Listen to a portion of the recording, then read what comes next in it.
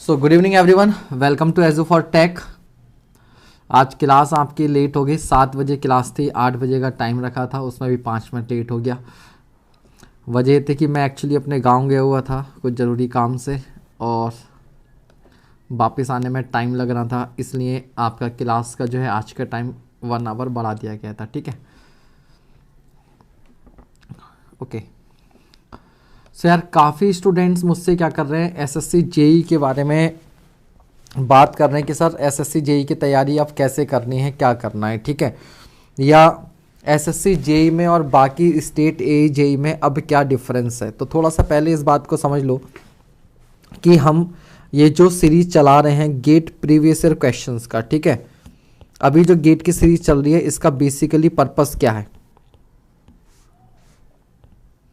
इस समय हमारी ये जो सीरीज चल रही है GATE previous year questions, basically बेटा इन गेट प्रीवियस ईयर क्वेश्चन के थ्रू हम लोग क्या कर रहे हैं, आपकी जो न्यूमेरिकल सॉल्विंग एबिलिटी है, न्यूमेरिकल सॉल्विंग एबिलिटी, बेसिकली इस पर वर्क कर रहे हैं।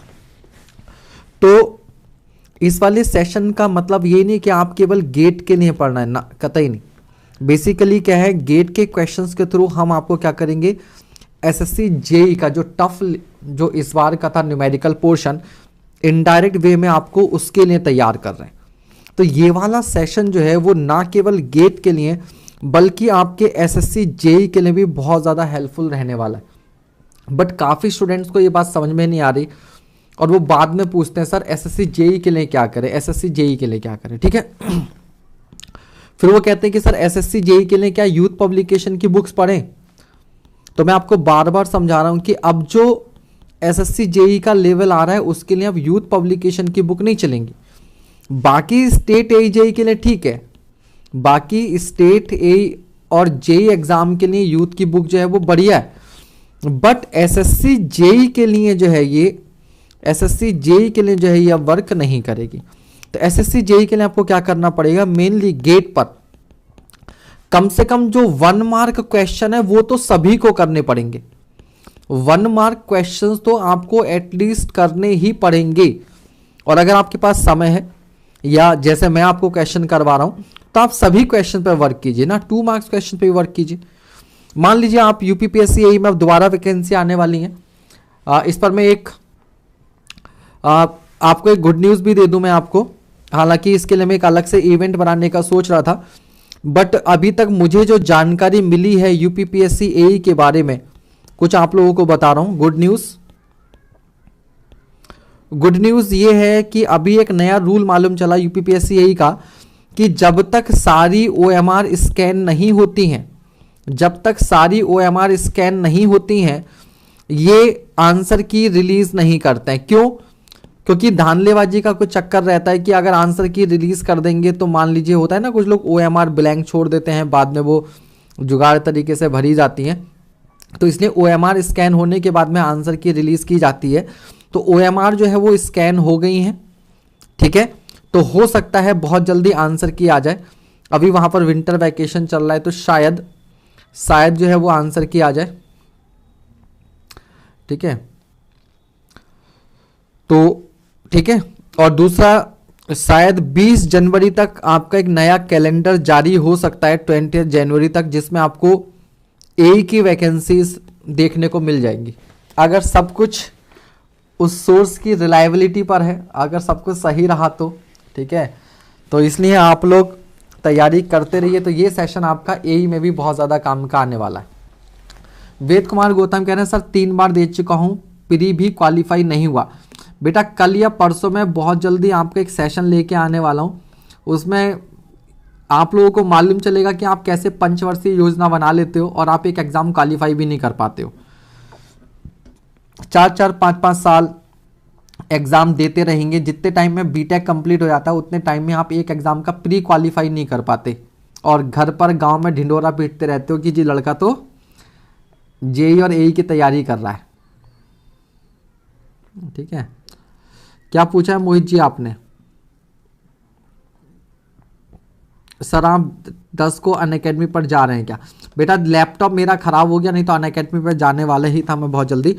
अगर अनअकैडमी पर इस हफ्ते क्लास स्टार्ट नहीं होती हैं तो मैं फिलहाल जब तक वहाँ क्लास स्टार्ट नहीं हो रही एजू फॉर टेक पर ही आपका फुल सिलेबस में स्टार्ट कर दूंगा। ठीक है, फुल लेंथ कोर्स में यहाँ पर स्टार्ट कर दूंगा।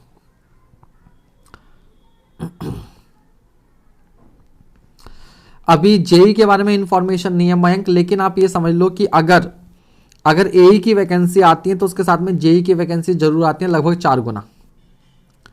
ठीक है, क्लियर हो गया? लुइस विक्टर जी आपको हिंदी नहीं समझ में आती और हमको अंग्रेजी समझ में नहीं आती। ठीक है, तो अंग्रेजी में नहीं पढ़ा सकते भैया,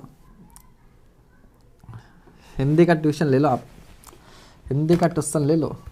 चलो खैर, तो फिलहाल ये जो सेशन है, अरे अनअकैडमी पर जब तक स्टार्ट नहीं होगी तब तक यहाँ स्टार्ट कर दूंगा, फिर जब वहां पहुंच जाऊंगा तो ये बैच वहां ट्रांसफर हो जाएगा, इतना समझो। ठीक है, तो वेद कुमार गौतम जी आप 1-2 दिन का वेट कर लो, आपको मालूम चल जाएगा कमी कहाँ हो रही है, क्यों 5 साल 3 साल 4 साल तैयारी करने के बाद एग्जाम नहीं निकलता। कल या परसों में वो इवेंट आ जाएगा। ठीक है, और वो इवेंट अगर आपको समझ में आ जाए तो पहली बार में एग्जाम कैसे क्रैक किया जा सकता है वो सारे फंडे आपको मालूम चल जाएंगे। ठीक है, पहली बार में। एनवायरमेंट के इसके बाद में होंगे। चलो आप घुमा देते यार, बात चल रही होती है, कहाँ ले जाते हो कहाँ। ठीक है भाई, तो इसलिए ये सेशन की इंपॉर्टेंस समझ लो, नहीं तो फिर वही होगा वेद गौतम की तरह, अगले 5 साल भी एसएससी जेई देते रहोगे और प्री भी नहीं निकलेगा। मैं बता रहा हूं, अगर आप गेट के क्वेश्चन नहीं लगाओगे तो 5 साल तक भी देते रहना एसएससी जेई, फिर कहोगे कि सर प्री क्वालिफाई नहीं हो रहा। ठीक है, चलिए पहला क्वेश्चन आपके सामने ही है।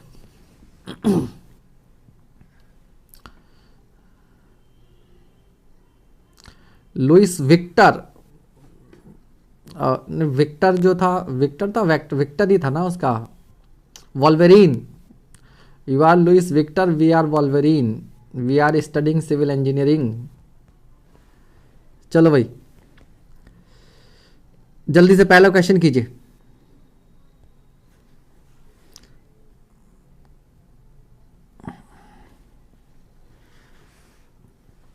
A concentrated load of 500 kilonewton is applied on an elastic half space. The ratio of the increase in vertical normal stress at depth of 2 meter and 4 meter along the point of the loading as per Boussinesq theory. जल्दी कीजिए फटाफट। 4 आएगा इसका पक्का। दिलीप कुमार, विपिन पटेल, तो भैया बिल्कुल सही बात है। बॉसिनेस्क थ्योरी के अकॉर्डिंगली क्या होता है कि अगर यहां पर कोई पॉइंट लोड क्यू लगा हुआ है, ठीक है, तो इस पॉइंट लोड से आर डिस्टेंस पर और जेड डेप्थ पर कोई पॉइंट अगर पी है तो यहां पर इस देखो यहां पर क्या पूछा है आपसे, इंक्रीज इन स्ट्रेस पूछा है। याद रखना इंक्रीज क्यों पूछा है, इंक्रीज क्यों पूछा है, बिकॉज सॉइल के सेल्फ वेट की वजह से स्ट्रेस पहले से होती है, इस पॉइंट लोड की वजह से there will be a increase in the stress. ठीक है, तो इंक्रीज इन स्ट्रेस जो होती है उसका फॉर्मूला क्या होता है आपके पास, 3q upon 2 pi Z square 1/1 plus r by Z का स्क्वायर, और इस पूरे की पावर होती है 5/2। बट आपसे क्या बोलना है, along the point of loading. Along the point of loading मतलब इस लाइन के, यानी कि जो पॉइंट है वो पॉइंट आपका यहां ना होकर कहां पर है, यहां पर है। तो इसके लिए बेटा R0 हो जाएगा, और R0 होते ही ये पूरी की पूरी टर्म क्या हो जाएगी, 0 हो जाएगी। तो इस पूरी टर्म को उड़ा दो, और फिर यहां से हमें क्या देख रहा है कि जो सिग्मा है it is inversely proportional to Z square, inversely proportional to Z square. ठीक है, प्रज्ञा बेटा मैं कर भी दूंगा ट्रांसलेट, ठीक है, मेरे से मजाक मत करना, मैं कर भी दूंगा ट्रांसलेट, ठीक है। चलिए तो the ratio of the increase in vertical normal at depth 2 metre and 4 metre, तो सिग्मा 2 एंड सिग्मा 4, ठीक है भैया। तो डिस्टेंस 2 से 4 हो रही है, डिस्टेंस डबल हो रही है, तो स्ट्रेस का रेशियो जो होगा वो 4 होगा। करके देख लो, ठीक है, करके देख लो। तो sigma 1 upon sigma 2 is equals to Z2 upon Z1 का होल स्क्वायर, 4 अपॉन 2 का स्क्वायर, तो it is 4। So sigma 1 upon sigma 2 is 4, ठीक है। चलिए इजी क्वेश्चन था आप लोगों के लिए बहुत ज्यादा। अगला सवाल कीजिए, नेक्स्ट क्वेश्चन।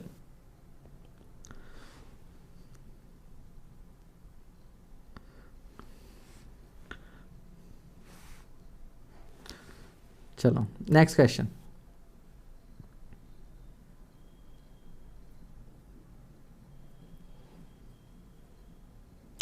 लुइस विक्टर, अब क्वेश्चन तो अंग्रेजी में है,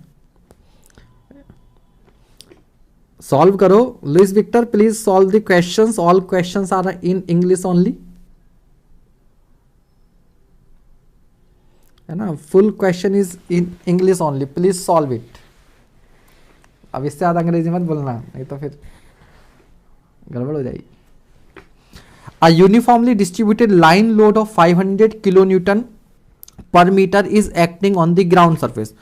तो यूनिफॉर्मली डिस्ट्रीब्यूटेड लाइन लोड मतलब जैसे कोई वॉल बनी होती है, तो वॉल की वजह से जो लोड होता है वो आपका क्या होता है, लाइन लोड होता है, ठीक है। इस लाइन लोड से किसी भी डिस्टेंस पर, ये एंगल 90 डिग्री याद रखना, किसी भी डिस्टेंस x पर और डेप्थ z पर, ये कोई पॉइंट P है, तो यहां पर लोड का फॉर्मूला क्या होता है?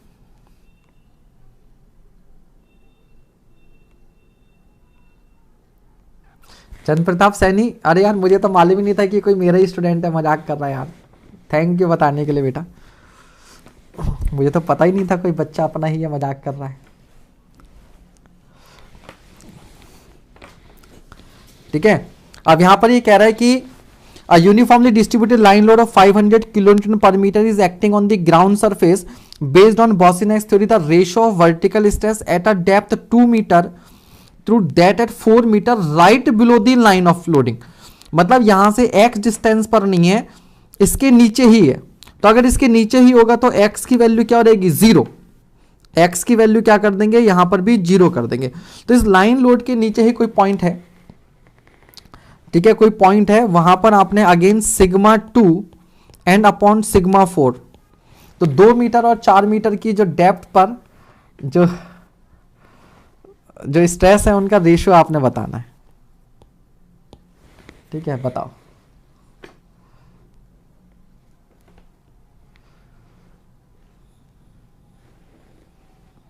चलो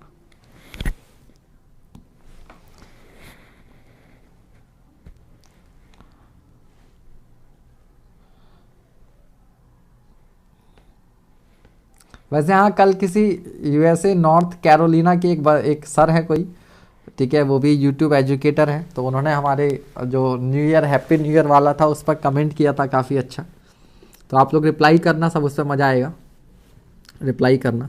चलो इसका आंसर दो फटाफट, केवल एक बच्चे का आंसर आया है। नितेश तिवारी पूछ रहे लुइस भाई यूएसए पीएससी कब आ रहा है? यूएसए में भी तुम पीएससी करवा दो, यूएसए पीएससी यही। चलो केवल एक बच्चे का, ओनली ज्योतिका मैडम ने आंसर दिया है सी, बाकी सब मजे ले रहे हैं। श्रेया शर्मा ने भी आंसर दिया है सी, ओके ठीक है। स्पर्श यार, स्पर्श तुम बावले हो या बवेले हो बेटा, सरनेम चेंज करो तुम यार, ठीक है, या बैबल हो, क्यों स्पर्श, क्या बोला जाए तुम्हें? डी ऑप्शन दे रहे हो आप। लुइस विक्टर कह रहे हैं 2.0 इज द आंसर, क्या बात है, चीटिंग किया लुइस। चलिए खैर, तो इस क्वेश्चन को किया जाए फटाफट। तो देखिए, due to uniformly distributed line load, मैंने आपको बताया था अभी किसी डिस्टेंस x पर और डेप्थ z पर बेटा जो फॉर्मूला होता है स्ट्रेस का वो होता है 2q upon pi Z 1/1 plus x by Z का स्क्वायर और इस पूरे की पावर 2, जहां पर q क्या है आपका यूडीएल है, यूनिफॉर्मली डिस्ट्रीब्यूटेड लोड है। अब वर्टिकली बिलो लाइन लोड के लिए आप x इक्वल टू 0 कर दोगे तो सिग्मा जेड क्या बनेगा 2q अपॉन पाई जेड। ठीक है, पूरा फॉर्मूला आपको याद रहे या ना रहे, ठीक है, आप इतना जरूर याद रखें, sigma z is inversely proportional to z, inversely proportional to z. ठीक है, ठीक है, तो पॉइंट लोड के लिए सिग्मा जो था वो inversely proportional to Z square था, यूडीएल के लिए क्या होगा इनवर्सली प्रोपोर्शनल टू जेड होगा। तो हम सिग्मा 2 अपॉन सिग्मा 4 अगर करेंगे तो ये क्या आएगा 4/2, दैट इज आंसर इज 2। ठीक है, 4/2 आंसर इज 2। चलिए, ये वाला कितनों को आता था, पहला तो सबको आता था, ये कितनों को आता था, बहुत कम बच्चों का था। आगे ध्यान रखना, ठीक है, ये पॉइंट याद रखना, इस पर क्वेश्चन कम पूछे गए, अब पूछा जा सकता है। ठीक है, धन्यवाद मनीष सिंह बघेल, आपको भी हैप्पी न्यू ईयर। अभी यार शाम को एक दोस्त ने वो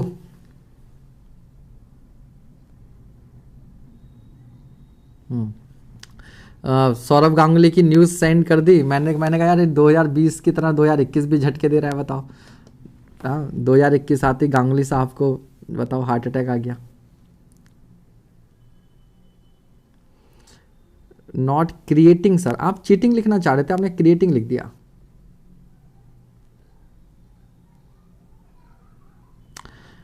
अब इस पर यार आपने वही BA कर दिया, मैं इसको क्या पढ़ूंगा, हिंदी में लिखा होता तो मैं पढ़ भी लेता, फिर तो मैं फिर दोबारा वही बोल दूंगा।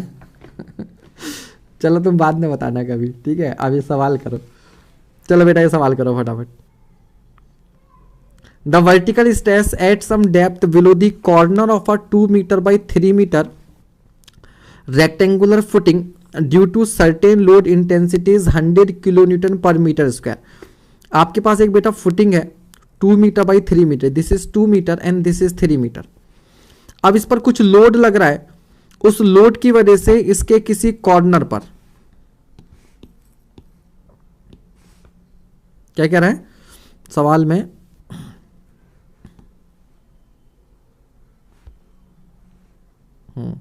The vertical stress at some depth below the corner of a 2 metre by 3 metre rectangular footing due to a certain load intensities 100 kilo newton per metre square. तो मान लो ये वाला जो कॉर्नर है, यहां पर जो स्ट्रेस है वो आपको दे रखी है 100 kilo newton per metre square. What will be the vertical stress in kilo newton per metre square below the centre of a 4 metre by 6 metre rectangular footing at the same depth and same load intensity.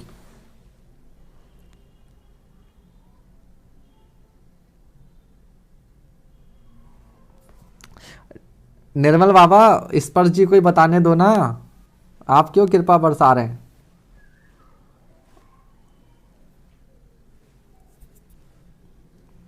Jyotika Singh ji question mark क्यों लगाया है 400 के आगे बेटा, 400 के आगे question mark क्यों लगाया है, आंसर करो कॉन्फिडेंस के साथ में।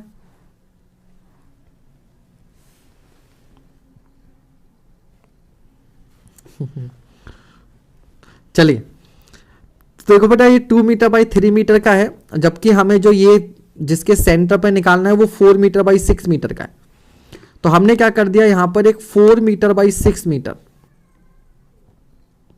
This is 4 metre and this is 6 metre. तो हमने क्या किया यहां पर इस तरीके से एक लाइन खींची और यहां पर इस तरह से एक लाइन खींची। अगर हम इसकी बात करें तो ये कितना रहेगा 3 मीटर, या ऐसा करते हैं इसकी बात कर लेते हैं इसके, तो भैया ये कितना रहेगा 2 मीटर और ये कितना रहेगा 3 मीटर। तो ये वाला जो रेक्टेंगल है इसकी वजह से कॉर्नर पर स्ट्रेस कितनी दे रखी है 100। तो भैया इस एक की वजह से 100 है, उतनी ही इसकी वजह से होगी, उतनी ही इसकी और उतनी ही इसकी, तो क्या कर देंगे 4 गुना सुपर इम्पोज करना है। तो आंसर क्या हो जाएगा 400 हो जाएगा, आंसर क्या हो जाएगा 400 हो जाएगा। सर ये वाला चैप्टर थोड़ा कमजोर है, तो निर्मल जी स्ट्रांग हो जाएगा, इसीलिए तो प्रैक्टिस करवा रहे हैं, प्रैक्टिस करो हो जाएगा स्ट्रांग। ठीक है, चलो आगे बढ़ते हैं। चलिए नेक्स्ट क्वेश्चन कीजिए।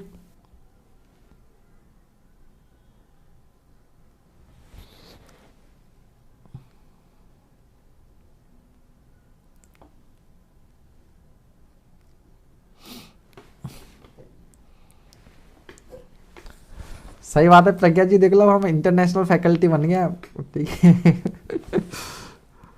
देख लो कहीं मैं यूएसए वैसे भाग जाऊं फिर, अब तो लाइव वॉचिंग वगैरह बढ़ा दो, इसलिए लाइव वॉचिंग बढ़ा दो, समझ रहे हो।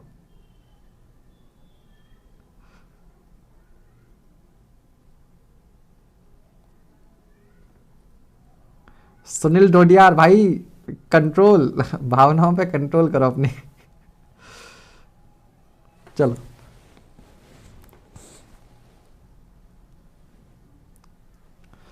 नेक्स्ट क्वेश्चन कीजिए, फटाफट जल्दी से सॉल्व कीजिए।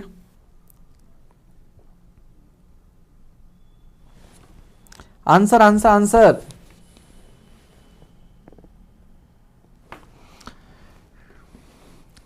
श्रेय जी का आंसर आ गया है डी। बाकी लोग भी करें, जल्दी से आंसर करो।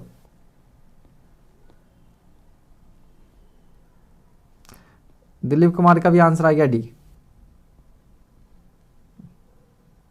ठीक है, तो बेटा सिंपल डायरेक्ट फॉर्मूला बेस वही था। आपको पॉइंट लोड की वैल्यू दे रखी है 25 kilo newton, acts on the surface of an infinite elastic medium, यानी कि बॉसीनेस थ्योरी लगानी है। The vertical pressure intensity in kilo newton per metre square at a point 6.0 metre below, तो z की वैल्यू 6 दे रखी है एंड 4.0 मीटर अवे, और r की वैल्यू 4 दे रखी है, और लोड की वैल्यू दी है 25 किलो न्यूटन। तो आपने क्या लगाना है, sigma z is equal to 3q upon 2 pi z square into 1/1 plus r by Z का स्क्वायर, और उस पूरे की पावर क्या करनी है 5/2 लगानी है, 5/2 केवल वैल्यूज पुट करनी है, you will get the answer, और आंसर आएगा डी। आंसर आएगा डी, ठीक है। सारी वैल्यूज यहां पे पुट कर दीजिए। q की वैल्यू 25, 2 पाई, z की वैल्यू 6, r की वैल्यू 4, z की वैल्यू 6 रख दीजिएगा, सॉल्व कर लीजिएगा। कैलकुलेटर अलाउ है, कैलकुलेटर अलाउ है। अभिषेक वर्मा डांट खाओगे तुम। 0.190 के अप्रोक्सीमेटली 0.132 कैसे हो जाएगा? 0.190 के कैसे हो जाएगा बेटा? निर्मल चतुर्वेदी, हमारी मैराथन देख लो सॉइल की, वहां पे मिल जाएगा। बाकी इसके लिए आपको कोई थ्योरी देखने की जरूरत नहीं है बेटा, साथ साथ फॉर्मूला बताते रहे, आगे से ध्यान रखो कि पॉइंट लोड होता है तो ये फॉर्मूला लगता है, बस बात खत्म। ठीक है, चलो फटाफट कीजिए। ठीक है अभिषेक जी, कैलकुलेशन में गलती क्यों होगी? कैलकुलेटर अलाउ है तो ये गलती ठीक नहीं है। चलिए नेक्स्ट क्वेश्चन। कह रहा था vertical stress eight depth z directly below the point load P is. कह रहा है किसी पॉइंट लोड P के, यहां पर अगर कोई ये पॉइंट लोड P लगा हुआ है तो इसके डायरेक्टली नीचे यहां पर किसी डेप्थ z पर जो स्ट्रेस होगी उसको किस फॉर्म में लिखेंगे, ये आपसे सवाल पूछ रहा है। ठीक है, ये रहे आपके 4 ऑप्शन, जल्दी बताइए। सॉरी सर, जेड स्क्वायर से डिवाइड करना भूल गए थे और 0.19 के अप्रोक्सीमेटली 0.13 कर दोगे तो शाबाश। एग्जाम में ये करके आना तुम, कैलकुलेटर होते हुए गलत। चलो जल्दी बताओ इसका आंसर। तो यही रहेगा 3q upon 2 pi Z square, है ना, जेड स्क्वायर। तो q की जगह p आ जाएगा और 3.2 पाई को k लिख देगा और ये हो जाएगा z। तो Kevin Pietersen upon Z square. ठीक है, चलो अगला क्वेश्चन।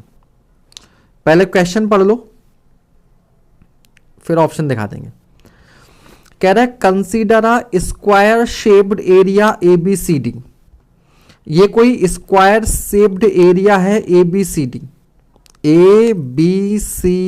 ये एरिया है। कैसा है, स्क्वायर है, ये भी 4 मीटर है, ये भी 4 मीटर है। आगे बढ़ते हैं। On the ground with its centre, ये इट्स है, it's centre at M, M क्या है, इसका स्क्वायर का सेंटर है। 4 concentrated vertical loads of P is equals to 5000 kilo newton are applied on this area, 1 at each corner. तो ये जो लोड दे रखा है बेटा P, इसकी वैल्यू आपको दे रखी है 5000 किलो न्यूटन, ठीक है, ये आपको दे रखा है। अब डायग्राम से ही मालूम चल रहा है क्या पूछा होगा, इसके सेंटर M पर स्ट्रेस पूछी होगी, है ना, बट फिर भी पढ़ लेते हैं। तो आगे कह रहा था vertical stress increment in kilo pascal, यानी कि kilo newton per metre square up to 1 decimal place. जब ब्रैकेट में लिखा था तो मुझे कभी कभी हंसी आने लगती है, ठीक है, ठीक है। In kilo pascal up to 1 decimal place due to these loads according to the Boussinesq equation at a point 5 metre right below M, ठीक है। तो M के नीचे इस M पॉइंट पर, इस M पॉइंट पर, और Z इज इक्वल्स टू क्या, 5 मीटर, 5 मीटर डेप्थ पर आपसे स्ट्रेस पूछिए, फटाफट आंसर कीजिए। M पॉइंट पर 5 मीटर नीचे आपसे स्ट्रेस पूछी हुई है, अब जल्दी बताइए। लुइस विक्टर बताया था नाम, वॉल्वेरिन, भूल गए आप।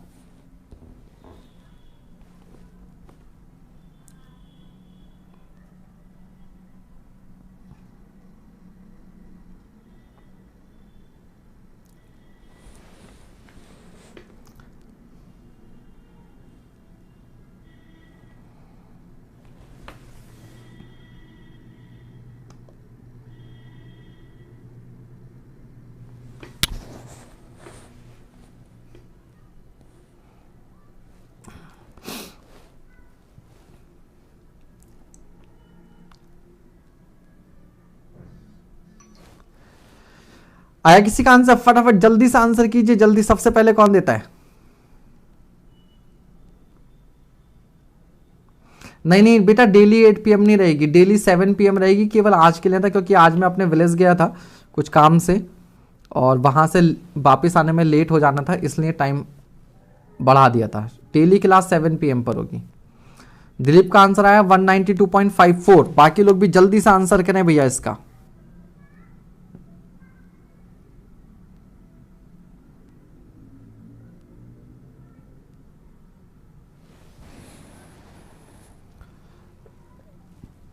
डिम्पल सिंगाटिया, आज ये सारे अलग अलग सरनेम के लोग क्या रहे हैं। डिम्पल सिंगाटिया 381.97, नहीं बालक, गलत जवाब। अभिषेक वर्मा 6.7, भाई तुम्हारा कुछ नहीं होगा, ढंग से पढ़ लो।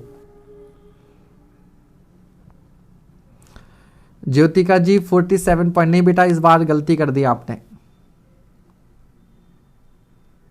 इस बार गलती कर दी आपने। तमराज किलविस 6.75, ये 6.75 दो बालकों का कैसे आ रहा है? यानी कि सेम टाइप की मिस्टेक कर रहे हो क्या अभिषेक वर्मा और तमराज किलविश?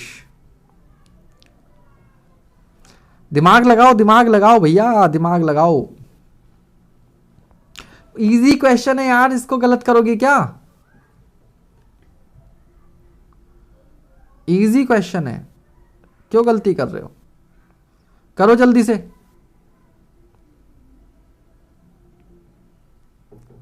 अच्छा, डिम्पल सिंगाटिया है, वो डिम्पल कपाड़िया, भाई ये एक ही जगह के तो नहीं हो। 190.84 सर 4 से मल्टीप्लाई, हाँ अब सही है, अब सही है, वेरी गुड। शिव कुमार सिंह, ठीक है। वैसे ये 2 एक्स्ट्रा कहां से आ रहा है?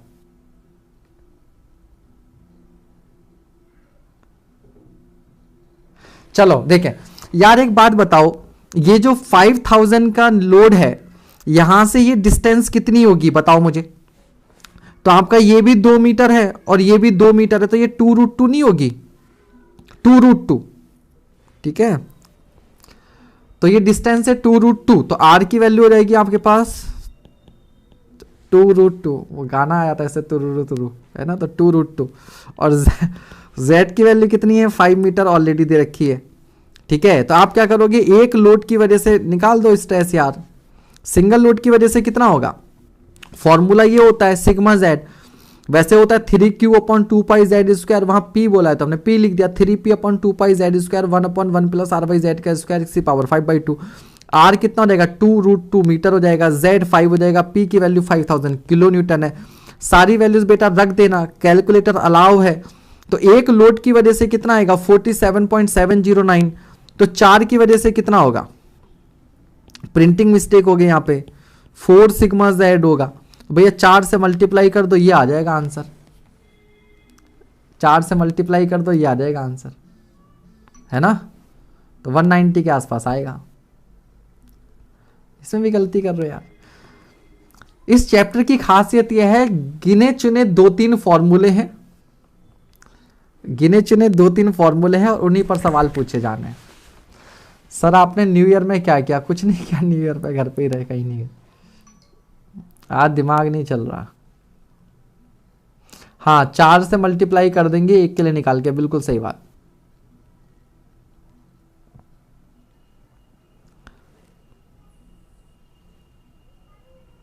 सर क्या आज के क्वेश्चन स्ट्रेस डिस्ट्रीब्यूशन? नहीं बेटा, स्ट्रेस डिस्ट्रीब्यूशन के अलावा कंसोलिडेशन पर भी हैं, बट पहले स्ट्रेस डिस्ट्रीब्यूशन के हैं। जब ये खत्म हो जाएंगे और अगर टाइम ने परमिट किया तो हम लोग फिर कंसोलिडेशन के भी करेंगे। ठीक है, नेक्स्ट क्वेश्चन पढ़िए, बहुत अच्छा क्वेश्चन है।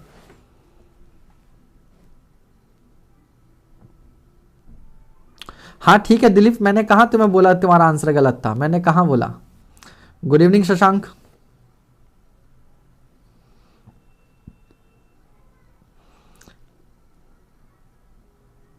कुछ काम आ गया था, आई होप आप तो समझ गए होंगे। नहीं यार, बिना बताए कैसे समझ जाऊंगा बालक क्या काम आ गया था। हालांकि मैं भी आज काम से गया हुआ था, इसी वजह से मैंने भी क्लास 1 आवर बढ़ा दी थी।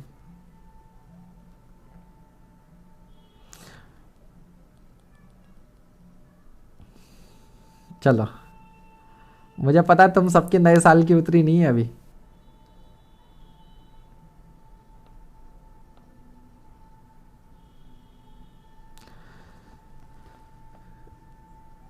ठीक है ज्योतिका जी, क्लास के बाद में बात करेंगे इस पॉइंट पर, ठीक है, याद दिलाइएगा, क्लास के बाद में याद दिलाइएगा।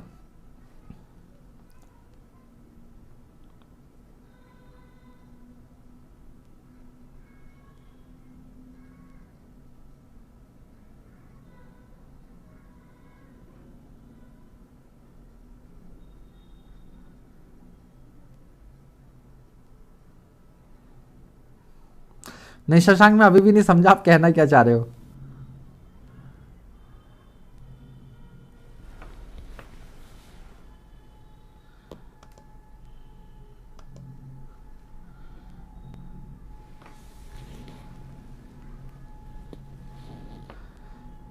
Tamraj both are same.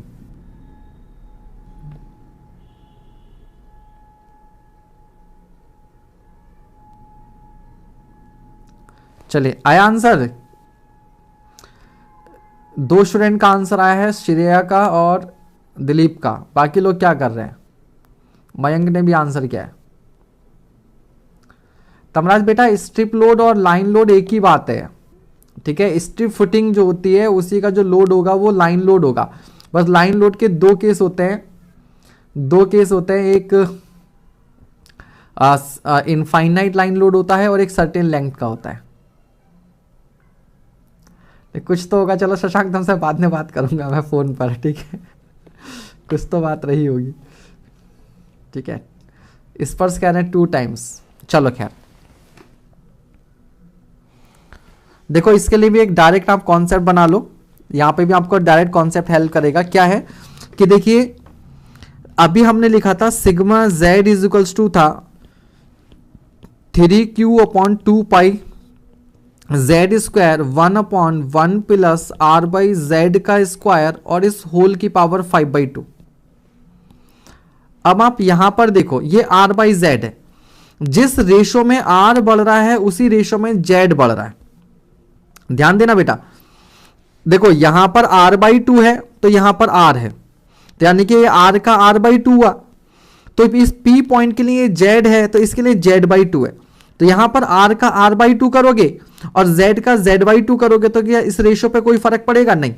तो इस रेशो पर कोई फर्क नहीं पड़ने वाला, ठीक है।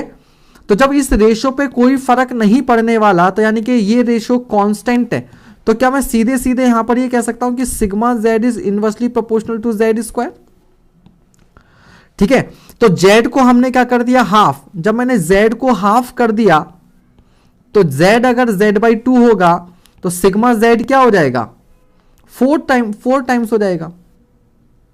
ये क्या हो जाएगा, 4 टाइम्स हो जाएगा, 4 गुना। क्लियर?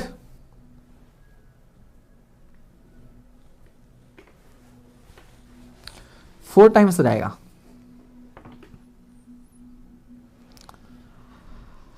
सही है भैया। तो आगे से ये ध्यान रख लीजिएगा कि अगर इस तरीके से डिस्टेंस चेंज हो कि आर और जेड का रेशियो सेम रहे, यानी कि जेड अगर डबल हुआ है तो आर भी डबल हो जाए, जेड हाफ हुआ है तो आर भी हाफ हो जाए, देन इन दैट केस हम लोग डायरेक्टली ये फंडा अप्लाई कर देंगे कि sigma is inversely proportional to Z square.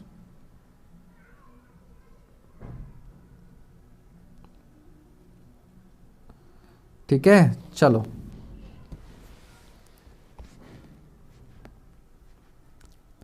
Next question.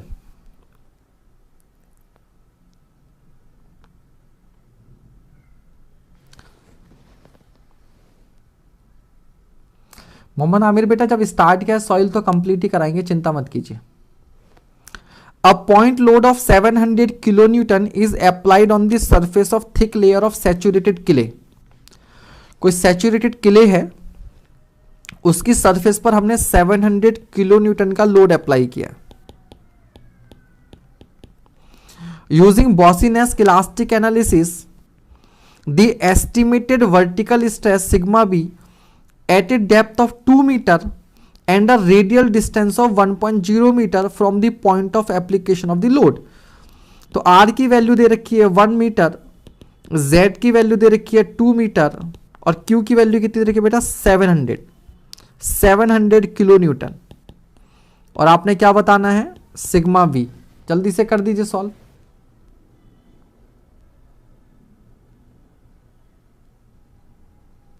जल्दी से सॉल्व कर दीजिए। सर आपसे बात करने का क्या प्रोसेस है? मैसेज कर दो यार पहले, जो भी बात है। अगर मैसेज से सॉल्व नहीं होगी तो कॉल कर लेना, टेलीग्राम पे मैसेज कर देना बेटा, जो भी है।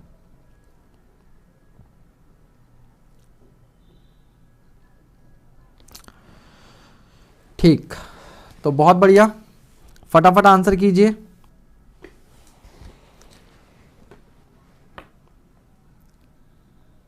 $47.8 47.8, very good very good very good, बहुत बढ़िया। 47.8 आएगा, सिंपल सा यार, केवल कुछ नहीं करना, फॉर्मूले में वैल्यू रखनी है और कैलकुलेटर चलाना है।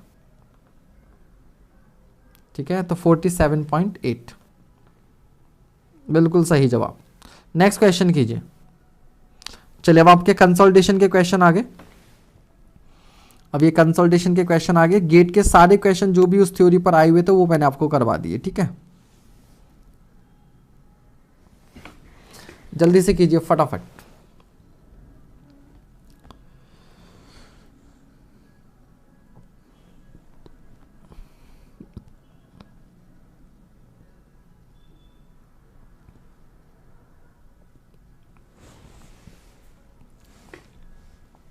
तो देखिए कह रहा, in a one dimensional consolidation test is carried out on a standard 19 mm thick clay sample. एक क्ले सैंपल है जिसकी थिकनेस हमको दे रखी है 19 mm, 20 दे देता भाई, 19 mm। The oedometer's deflection gauge indicates a reading of 2.1 mm just before removal of the load. तो basically जो ऑइडोमीटर्स डिफ्लेक्शन गेज होता है वो क्या करता है, सेटलमेंट जो हुआ होता है या जो कंसोलिडेशन हुआ होता है उसको बताता है। तो डेल्टा एच हो जाएगा 2.1 mm without allowing any swelling. The void is, यानी कि वॉइड रेशो होगा, the void ratio is 0.62 at this stage. तो यानी कि इस समय जो वॉइड रेशो होगा वो तो फाइनल वाला होगा, तो ये फाइनल वॉइड रेशो दे रखा है आपको 0.62 जब कंसोलिडेशन हो गया। द इनिशियल वॉइड रेशो, आपसे इनिशियल वॉइड रेशो यानी कि E0 पूछा है, तो मैं इसको ई लिख देता हूं खाली, तो ई नॉट इनिशियल हो जाता है और ई जो है वो फाइनल होता है। The initial void ratio round off to 2 decimal places of the standard specimen is. ठीक है, जल्दी कीजिए।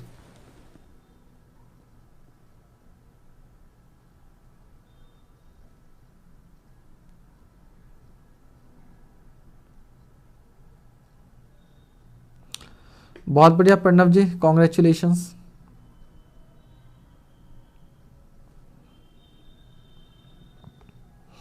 वेद कुमार गौतम, नाम से वेद हटा दो, तुम्हारा वैदिक मैथ स्ट्रांग हो जाएगा। ठीक है, चलो तो आंसर आ गया है काफी लोगों का, दिलीप, स्पर्श, वाजिद शाह। ठीक है, बाकी लोग भी आंसर करें भाई फटाफट जल्दी से। बट ये आंसर सही है क्या? ये सब सेम आंसर क्यों दे रहे हैं? वाजिद शाह का 4.42, ये इसी क्वेश्चन का आंसर कर रहे हो ना आप, या लास्ट क्वेश्चन का आंसर कर रहे हो? आंसर तो गलत आ रहा है, ये आंसर तो गलत आ रहा है आप लोगों का।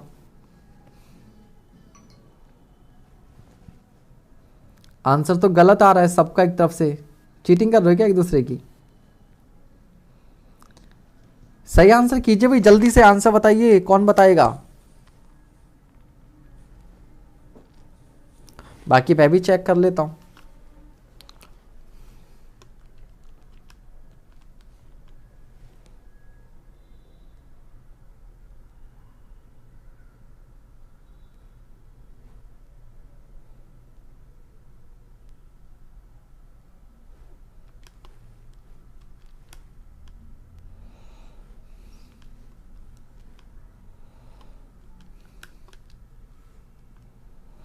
गलत आंसर है आप लोगों का।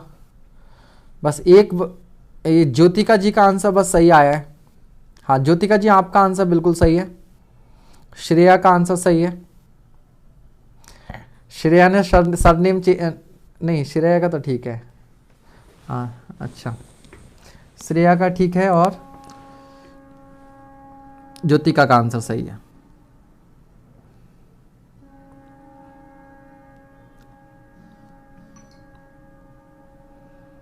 अभिषेक वर्मा का आंसर भी सही आ रहा है, 0.8213। हाँ इस बार मेरा आंसर सही है। भैया यार इसमें क्या दिक्कत थी बेटा? ये फॉर्मूला तो सबको याद रहना चाहिए। Delta H upon H is equals to delta E upon 1 plus E naught. ये फॉर्मूला कौन ऐसा बच्चा जिसे याद नहीं है बताओ? अगर आपने सॉइल मैकेनिक्स पढ़ी है, एक बार भी पढ़ी है, चाहे वो डिप्लोमा का हो चाहे वो बीटेक का हो, ये फॉर्मूला सबको मालूम होना चाहिए। डेल्टा ई क्या होता है? डेल्टा ई होता है final void ratio minus initial void ratio.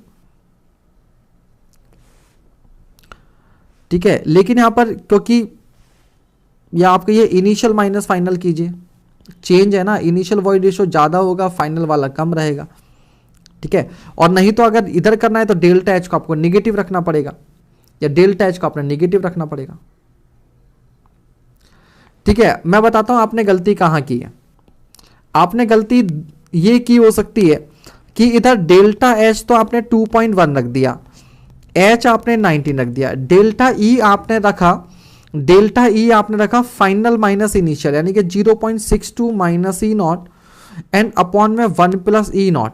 बताइए जिस जिसका आंसर गलत आ रहा है उन सब ने ये इक्वेशन रखी या ये नहीं रखी? जिन जिनका आंसर गलत आ रहा है उन्होंने इस इक्वेशन से सॉल्व किया होगा, उन्होंने इस इक्वेशन से सॉल्व किया होगा।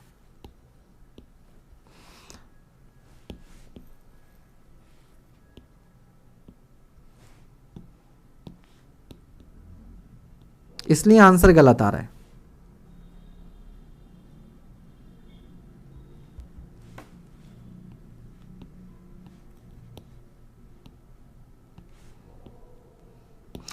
भाई साहब एक बार बताओ, जब कंसोलिडेशन होगा तो वॉइड रेशो क्या करेगा? डिक्रीज करेगा।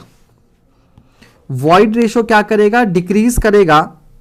तो एच भी तो डिक्रीज करेगा, एच भी तो डिक्रीज करेगा। और जब एच डिक्रीज करेगा तो आप अगर यहां पर फाइनल माइनस इनिशियल लगाओगे तो डेल्टा ई आपका निगेटिव आएगा। तो आपका डेल्टा एच, एच भी तो कम हो रहा है, तो डेल्टा एच की वैल्यू आपको रखनी पड़ेगी माइनस का 2.1। याद रखिएगा, अगर आप यहां पर फाइनल माइनस इनिशियल लगाते हो यानी कि 0.62 माइनस ई नॉट रखते हो तो आपको डेल्टा एच को माइनस का 2.1 रखना पड़ेगा, बिकॉज एच क्या कर रहा है, डिक्रीज कर रहा है, बिकॉज एच क्या कर रहा है, डिक्रीज कर रहा है। सो डेल्टा एच की वैल्यू रखी जाएगी माइनस का 2.1। तो ये निगेटिव पॉजिटिव का चक्कर ना रहे उसके लिए क्या करते हैं कि अगर हम डेल्टा एच की वैल्यू पॉजिटिव रख रहे हैं तो हमें राइट साइड में डेल्टा ई की वैल्यू भी क्या रखनी पड़ेगी, पॉजिटिव। और वो पॉजिटिव वैल्यू कैसे आएगी, ये वैल्यू आएगी ई नॉट माइनस 0.62 करके। तो बेसिकली हुआ क्या, ये था आपके पास माइनस का 2.19 अपॉन 19 इज इक्वल्स टू था final void ratio minus initial void ratio upon 1 plus E not. तो ये वाला जो माइनस था इसको उठा के जब मैं इधर इसको जब मैं यहां ले जाऊंगा तो ये माइनस से ये वाला हो जाएगा माइनस और ये हो जाएगा प्लस, और आपकी ये जो इक्वेशन है वो कन्वर्ट हो जाएगी इस इक्वेशन में। सही है, तो ये गलती आप लोग जो है वो कर रहे होंगे। तो यहां पर ये फाइनल माइनस इनिशियल मत कीजिएगा, यहां पर this is change in void ratio और ये वैल्यू आपने क्या रखनी है, पॉजिटिव, क्योंकि आप डेल्टा एच की वैल्यू भी क्या रख रहे हो, पॉजिटिव। और ये वैल्यू बेटा पॉजिटिव कब आएगी, जब बड़े वॉइड रेशो में से छोटा वॉइड रेशो माइनस करेंगे, जब बड़े में से छोटा माइनस करेंगे। ठीक है, तो इस वजह से आपका आंसर गलत आ सकता है।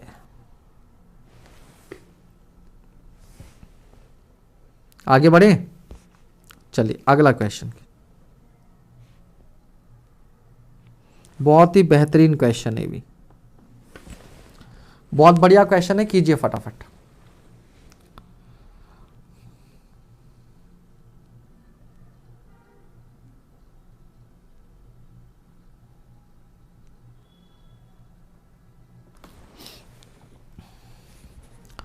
पढ़िए सवाल कीजिए।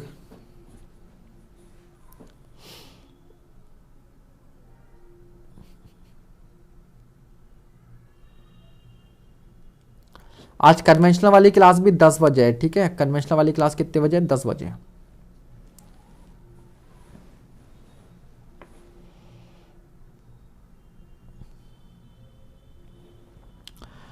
कह रहे construction of a new building founded on a clayey soil, किसी क्ले सॉइल पर कोई बिल्डिंग हमने बनाई, वॉज कंप्लीटेड इन जनवरी 2010। जनवरी 2010 में बिल्डिंग बनके तैयार होगी, चलो बहुत बढ़िया। इन जनवरी 2014 यानी कि 4 साल बाद, the average consolidation settlement of the foundation in clay was recorded as 10 mm। ठीक है, तो इन 4 साल में यानी कि 2010 से 2014 तक जो सेटलमेंट हुआ वो कितना हुआ, 10 mm का हुआ, 10 mm का हुआ। चलिए भैया आगे बढ़ते हैं। कह रहा था ultimate consolidation settlement was estimated in design as 40 mm। ये मानकर चले हैं स्टार्टिंग में कि जो फाइनल सेटलमेंट होगा, अल्टीमेट यानी कि फाइनल सेटलमेंट होना है कुल मिलाकर, वो 40 mm होगा, इससे ज्यादा सेटलमेंट नहीं होगा। Considering double drainage to occur at the clayey soil site, the expected consolidation settlement in January 2019। तो जनवरी 2019 में कितना सेटलमेंट होगा, इसको मैं डेल्टा H1 कह दूं तो ये डेल्टा H2, ये आपसे पूछा है। Round off to the nearest integer will B,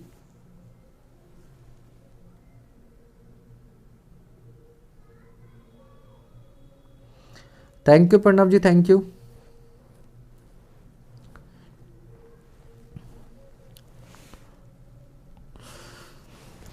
बस यार आपसे एक ही रिक्वेस्ट रहती है, आप सब इतना अच्छा अच्छा लाइव चैट में लिखते हो यार, एक ऑफलाइन कमेंट भी चिपका दिया करो, इसी को कॉपी करके रख लिया करो, बाद में पेस्ट कर दिया करो, है ना, ताकि बाद में जो लेक्चर देखते हैं उनके लिए एक रिव्यू का काम करता है ना। जैसे हम लोग क्या करते हैं, कुछ भी अगर हमें आजकल ऑनलाइन शॉपिंग का ज़माना है, कुछ भी हम लोग ऑर्डर करते हैं, ठीक है, ऑनलाइन, तो क्या करते हैं, रिव्यूज़ देखते हैं। तो आप जितनी अच्छी अच्छी बातें यहाँ पर लिखते हो, थोड़ा बहुत ऑफलाइन कमेंट में भी जाके लिखा करो, तो बाकी स्टूडेंट्स के लिए वो रिव्यू का काम करेगा, है ना।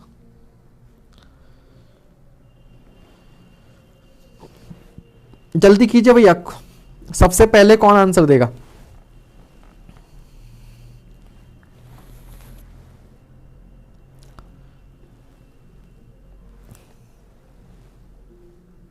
क्या बात, अभिषेक वर्मा दिल पे ले गए बात भाई साहब, तो मैं सबसे पहले करूंगा, बिल्कुल सही वो भी, क्या बात है, बिल्कुल सही जवाब अभिषेक।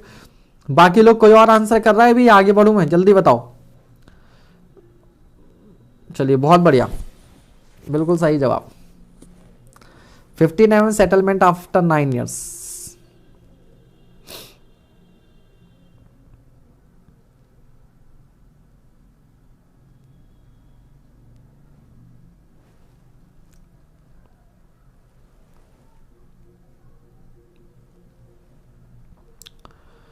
ठीक है, चलिए आगे बढ़िए। तो देखिए भैया, अल्टीमेट कंसोलिडेशन 40 mm दे रखा है, रिकॉर्डेड कंसोलिडेशन 10 mm है। तो अगर आप परसेंटेज में निकालेंगे तो 25% है, यानी कि 60% से कम है। तो 60% से लेस के लिए आप टीवी इज इक्वल टू सीधे सीधे क्या लगा सकते हैं, पाई/4 यू स्क्वायर। ठीक है, ठीक है टीवी, अरे कहीं से भी करे, बिल्डिंग फाउंडेशन आप भी करो, देख के करो, कम से कम इस बहाने सवाल देखोगे तो सही है ना। तो टीवी बराबर पाई/4 यू स्क्वायर, और ये क्या होता है, C V T upon H square के बराबर होता है। हालांकि फॉर्मूला आपको डायरेक्टली बता रखा है कि T1 upon T2 is equals to U1 D1 upon U2 D2 का होल स्क्वायर। इस फॉर्मूले से आप डायरेक्टली कर सकते हो इस सवाल को, लेकिन किसके लिए है, फॉर U लेस देन 60%। अगर 60% से कम है तो उसके लिए आप कर सकते हैं इसको, ठीक है। तो यहां से U square directly proportional T है, तो U1 upon U2 is equals to T1 upon T2। तो यहां से पहले आप क्या करेंगे, U2 निकालेंगे, और U2 की वैल्यू आई है 0.375, यानी कि 37.5%, जो कि 60% से सही है, इसका मतलब बिल्कुल सही है।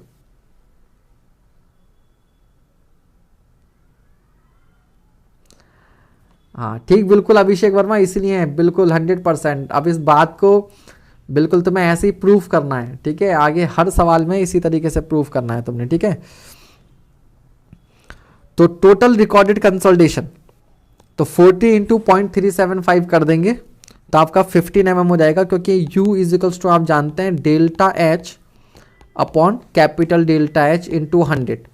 डिग्री ऑफ कंसोलिडेशन क्या होता है, किसी गिवन टाइम में सेटलमेंट अपॉन टोटल सेटलमेंट, ठीक है। हाँ, बाकी ऐसा होता नहीं है, मजाक करते हैं हम, जब कभी किसी को ऐसे बोल देते हैं ना, है ना, तुम्हारा कुछ नहीं होगा, मजाक में कहने वाली बात है। तो पढ़ाई करोगे तो तुम्हारा नहीं होगा तो किसका होगा, ठीक है। हाँ, लेकिन कोशिश यही करनी है कि हम लोग सिली मिस्टेक्स अवॉइड करें। बहुत बच्चों के साथ यूपीपीएससी में हुआ है, बहुत छोटी छोटी गलतियां करके आए हैं, इससे नेगेटिव में नंबर डूब गए।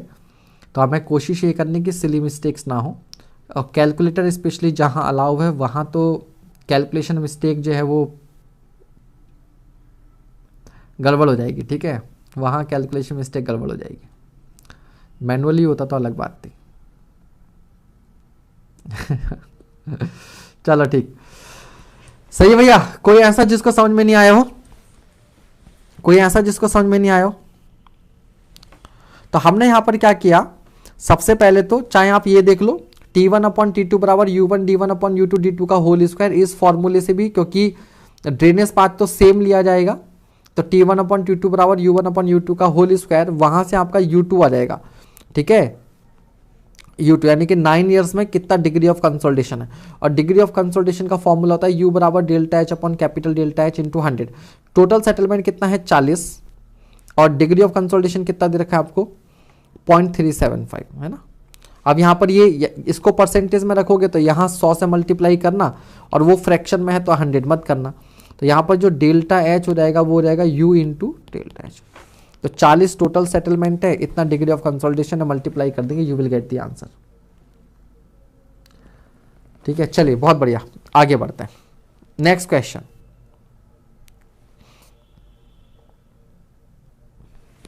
कीजिए फटाफट।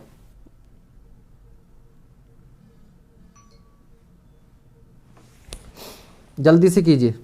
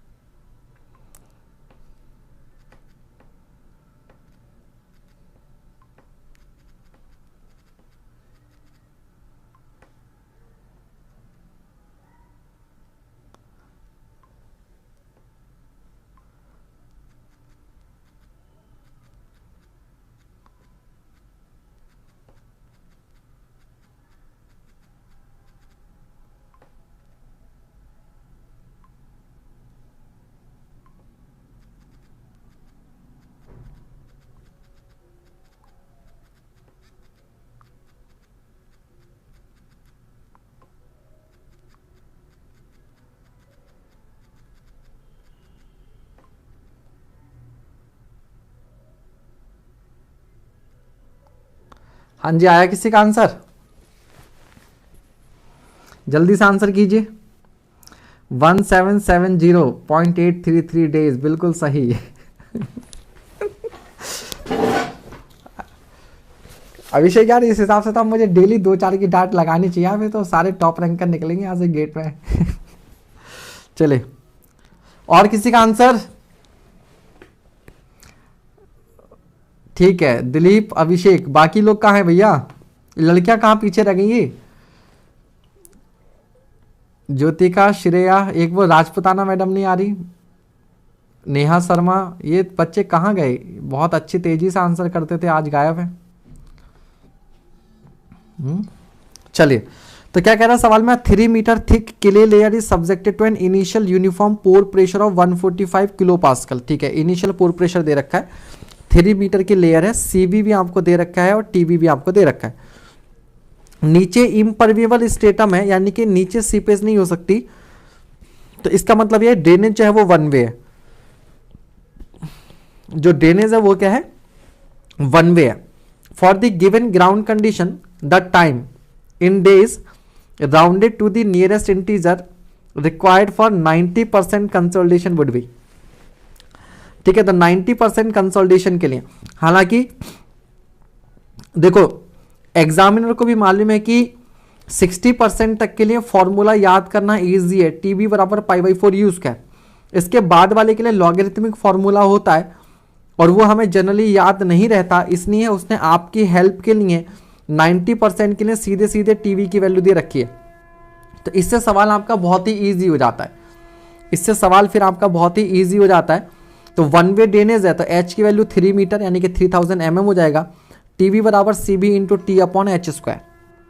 ठीक है भैया, तो यहां से आप टाइम निकाल लोगे, टीवी की वैल्यू आपको 0.85 दे रखी है, 0.85, सीवी की वैल्यू 3 mm स्क्वायर पर मिनट है, तो सीवी की वैल्यू क्योंकि mm में रखी है इसने, एच की वैल्यू भी हमने किस में रखनी पड़ी है? mm में ही रखनी पड़ी है। ठीक है, तो सारी वैल्यूज रख के सॉल्व करोगे तो टाइम जो आएगा आपका मिनट में आएगा, इसको डेज में कन्वर्ट करना है तो आप कर ही लेंगे, 24/60 से डिवाइड कर देंगे। ठीक है, क्लियर हो गया? 1771 डेज। ठीक, चलिए अगला सवाल, very good, next question, next question कीजिए फटाफट।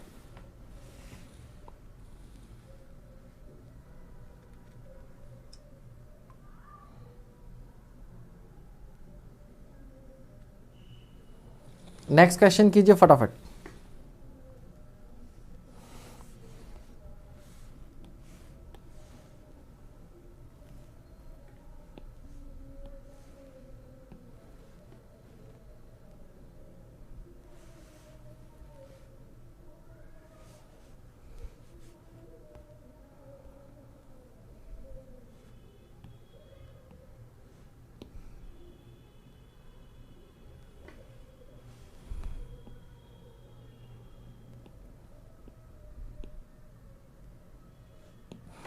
ठीक है भाई, ये रहा आपके पास कंप्लीट क्वेश्चन, अब आपको दिख जाएगा।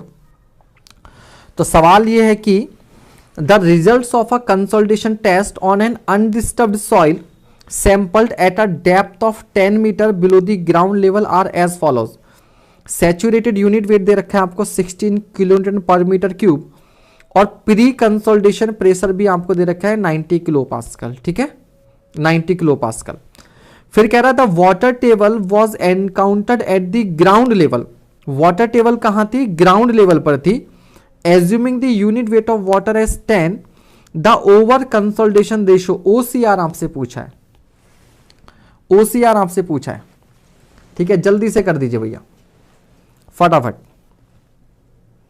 OCR।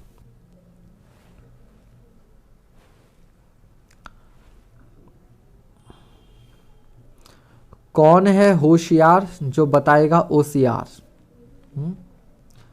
कौन है वो होशियार जो बताएगा OCR? बताओ जल्दी से भैया।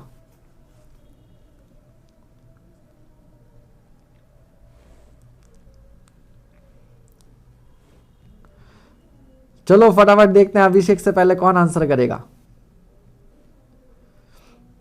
चलो इस बार श्रेया ने बाजी मार ली, बी आंसर, बिल्कुल सही जवाब। मयंक शर्मा 1.5, बिल्कुल सही जवाब। ठीक है।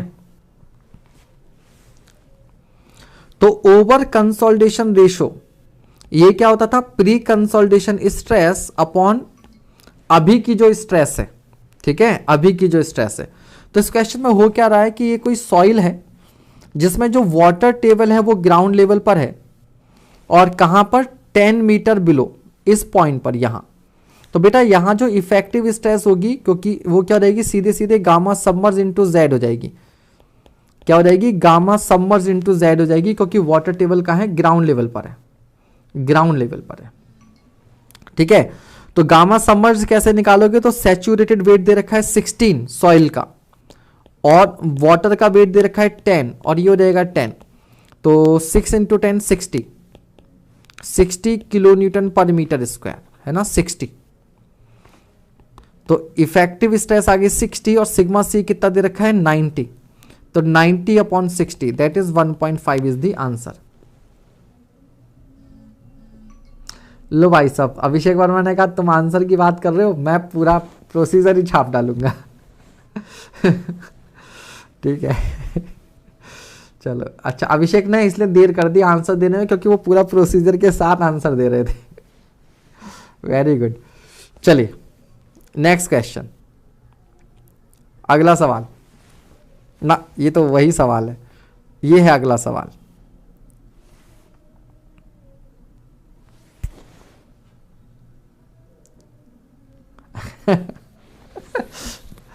अभिषेक, अरे अभिषेक ऐसे परेशान मत हो भाई, सब दोस्त हैं तुम्हारे यार, इतना तो मजाक करना बनता है, सब दोस्त हैं तुम्हारे, परेशान मत हो तुम, सॉल्व करो आंसर दो।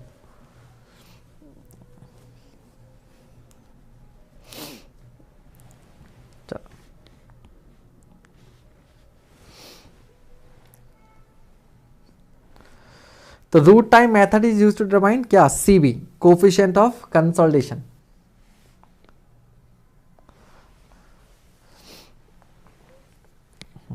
टेलर जी यूज करते हैं।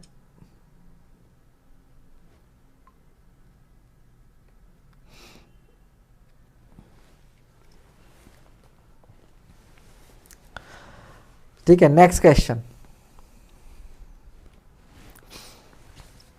अब अभिषेक की जब गेट में टॉप 50 में रैंक आएगी तो अभिषेक का हम लोग इंटरव्यू लेंगे। तो अभिषेक बताएंगे कि मेरे एक सर थे, ऑनलाइन पढ़ाते थे, उन्होंने एक दिन ये बात ऐसे क्लास में बोल दी थी कि तुम्हारा कुछ नहीं हो पाएगा।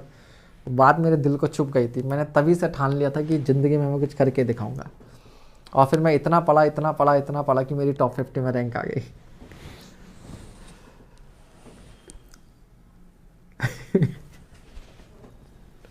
बिल्डिंग फाउंडेशन क्या सर, मुझे 10-15 बार डांट दीजिए, क्या पता IAS बन जाऊं।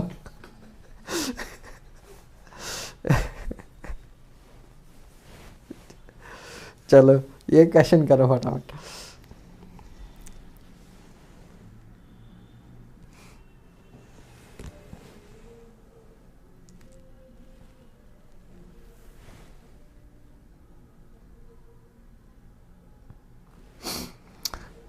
सन्नी कुमार सोनी, बेटा आप सभी बालकों के लिए मैं 1-2 दिन में सेशन लेके आ रहा हूँ।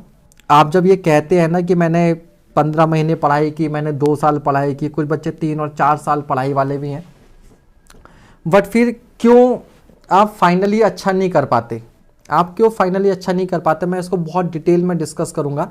1-2 दिन के अंदर इवेंट आ जाएगा, ठीक है, तो आपको मालूम चल जाएगा कि दरअसल आप सब मेहनत तो करते हैं बट कुछ चीज़ों पर आप लोग फोकस नहीं करते और जिसकी वजह से आपका सिलेक्शन रह जाता है। फिर आप सोचते हैं यार हमने इतना इतना घंटे पढ़ा, इतना इतना समय पढ़ा, नहीं, क्योंकि आप लोग हार्ड वर्क कर रहे होते हैं आजकल। लेकिन कहावत क्या है, हार्ड वर्क नहीं स्मार्ट वर्क चाहिए, ठीक है। तो वही आप हार्ड वर्क कर रहे हैं, थोड़ा सा स्मार्टली वर्क करते जो ज़रूर होता, तो वो सब मैं आपको चीज़ें बताऊँगा बहुत डिटेल्ड वे में, उसमें एक एक चीज़ होगी और आप लोग एग्री करेंगे कि सर हाँ हमने 2 साल 1.5 साल 3 साल पढ़ाई तो की बट ये कुछ कुछ चीज़ें रह गई थी जिसकी वजह से फाइनल सिलेक्शन नहीं हो पाया, ठीक है। चलिए तो कितना आंसर आ रहा है, ठीक है, तो बी ऑप्शन बिल्कुल सही जवाब 120 mm, क्योंकि आप कह रहे हैं, क्या कह रहा है, डबल ड्रेनिंग क्ले लेयर, एक डबल ड्रेनिंग क्ले लेयर है 6 मीटर थिक है settles by 30 mm in 3 years under the influence of certain loads. Its final consolidation settlement has been estimated to be 120 mm. कह रहा है if a thin layer of sand having negligible thickness is introduced at a depth of 1.5 meter below the top surface, the final consolidation settlement of clay layer will be. तो पहली बात तो पहले से ही double draining थी, ठीक है, उस डबल ड्रेनेज में मतलब ये 6 मीटर था तो ये पहले से ही डबल ड्रेनेज थी। अब ये ऊपर वाली लेयर को फर्दर डबल ड्रेनेज बना दिया इसमें, और आपने क्या कर दिया 1.5 mm पर मीटर पर एक और सैंड लेयर प्रोवाइड कर दी। तो इससे क्या हो जाएगा, टाइम तो कम लगेगा लेकिन फाइनल सेटलमेंट पर कोई इफेक्ट पड़ने वाला नहीं है, फाइनल सेटलमेंट पर कोई इफेक्ट पड़ने वाला नहीं है, इसलिए आंसर जो होगा आपका वो बी ही रहेगा। ठीक है, अगला सवाल, नेक्स्ट क्वेश्चन।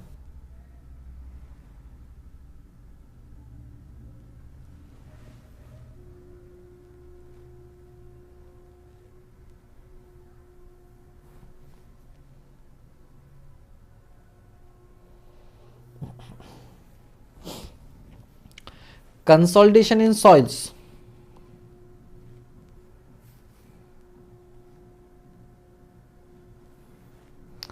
बस सन्नी जी बेटा एक आध दिन और वेट करो, कल या परसों में ही इवेंट आने वाला है और आप सभी के लिए बहुत हेल्पफुल इवेंट रहेगा वो, स्पेशली जो अभी जस्ट पास आउट हुए हैं उन लोगों के लिए।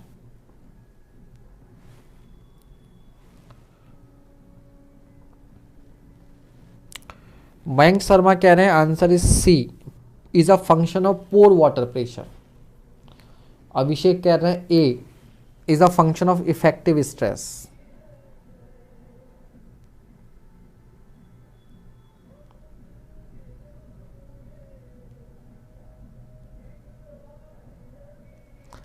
ठीक है, तो याद रखिएगा it is a function of effective stress. आप ये बताओ यार, delta H is equals to हम लोग क्या पढ़ते थे, C C H naught upon 1 plus E naught into log of sigma bar plus delta sigma upon sigma, ऐसा लिखते थे, या delta H is equals to C B M B delta sigma bar लिखते थे। इस सभी में आप क्या देखेंगे कि जो सेटलमेंट होता है, जो कंसोलिडेशन होता है, वो किसका फंक्शन होता है, इफेक्टिव स्ट्रेस का फंक्शन होता है। तो कंसोलिडेशन जो है it is a function of effective stress. ठीक है, हालांकि इफेक्टिव स्ट्रेस आपकी फर्दर ये भी डिपेंड करती है पोर वाटर प्रेशर पर, तो डिपेंड तो पोर वाटर प्रेशर पर भी करेगा, डिपेंड तो पोर वाटर प्रेशर भी करेगा, बट मेनली जो आएगा वो आपका इफेक्टिव स्ट्रेस आएगा। ठीक है, आंसर क्या होगा, इफेक्टिव स्ट्रेस।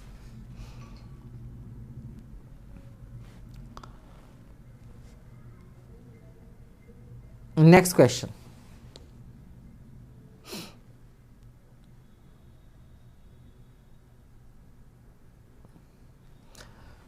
वो कंफ्यूजिंग है क्वेश्चन, वो पोर वाटर प्रेशर भी कुछ हद तक सही लगेगा, क्योंकि पोर वाटर प्रेशर जब डिक्रीज करता है तभी कंसोलिडेशन होता है। ठीक है, पोर वाटर प्रेशर जब डिक्रीज करता है तभी कंसोलिडेशन होता है, तो इफेक्टिव स्ट्रेस के अंदर पोर वाटर प्रेशर वाली टर्म आ जाती है। ठीक है, तो जब हम लोग इफेक्टिव स्ट्रेस सेलेक्ट करते हैं तो पोर वाटर प्रेशर ऑटोमेटिकली सेलेक्ट हो गया। ठीक है, तो ए ऑप्शन सेलेक्ट करने से दोनों हो जाते हैं।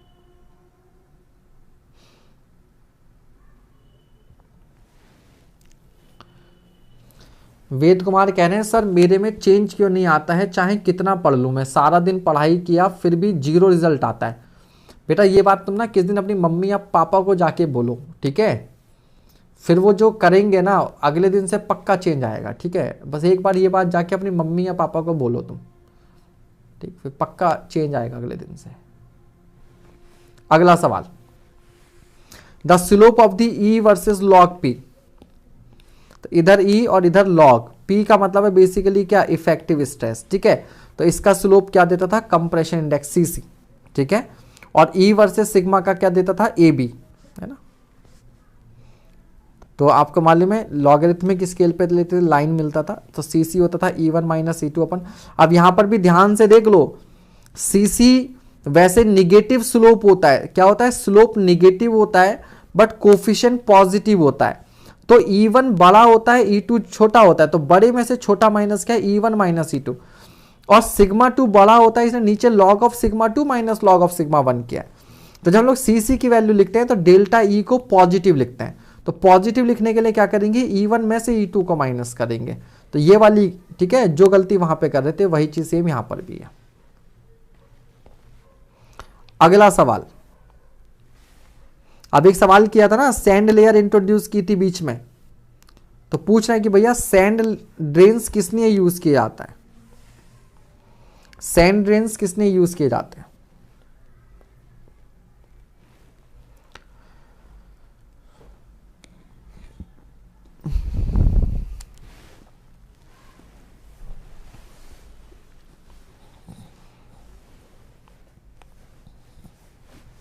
तो to accelerate the consolidation, finally consolidation होगा तो उतना ही, बट थोड़ा जल्दी हो जाएगा। क्या हो जाएगा, जल्दी हो जाएगा, टाइम कम लगेगा। ठीक है, तो answer is B, answer is B, very good. अगला सवाल,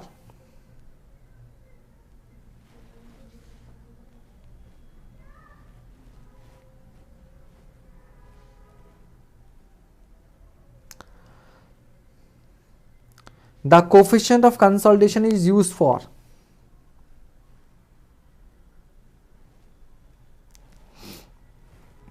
the coefficient of consolidation is used for मुझे आज अभिषेक वर्मा बहुत हंसी आ रही है। अब भाई साहब इसे केवल ऑप्शन नहीं बता रहे, पूरे पूरे स्टेटमेंट छाप रहे हैं। To accelerate the process so that most of the settlement takes during construction only. देखते हैं सी क्या कह रहे हैं आप। सी नहीं हो सकता। इंक्रीज दी परमेबिलिटी, नहीं बेटा, मेन पर्पस क्या होता है, आप सैंड ड्रेन्स, केवल एक लेयर में सैंड प्रोवाइड कर रहे हो ना, ठीक है, तो आप ड्रेनेज पाथ कम कर रहे हो जिससे कंसोलिडेशन एक्सेलरेट हो रहा है, जल्दी हो जा रहा है। पर सॉइल की परमेबिलिटी पर फर्क नहीं पड़ा, परमेबिलिटी अभी भी उतनी ही है, परमेबिलिटी अभी भी सॉइल की उतनी है जितनी पहले थी, लेकिन पानी को बाहर जाने का रास्ता मिल गया। ठीक है, इसलिए आंसर जो होगा वो बी ही होगा, सी नहीं हो सकता। ठीक है, the coefficient of consolidation is used for, coefficient of consolidation किसने यूज करता है, जल्दी बताइए इसका आंसर। अच्छा क्वेश्चन है भी।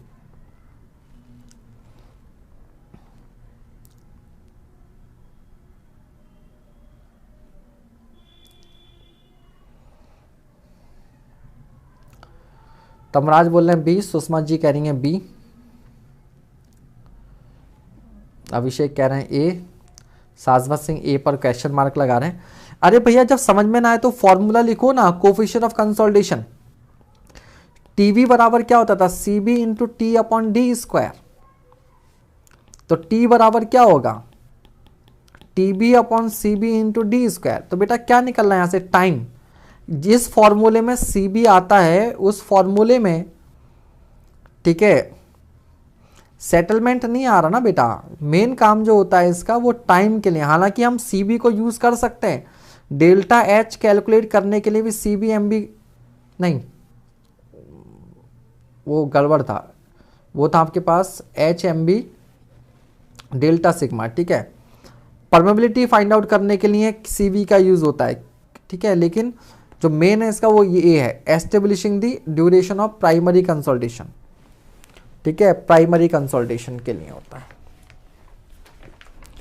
ठीक है भैया, प्राइमरी कंसोलिडेशन के लिए।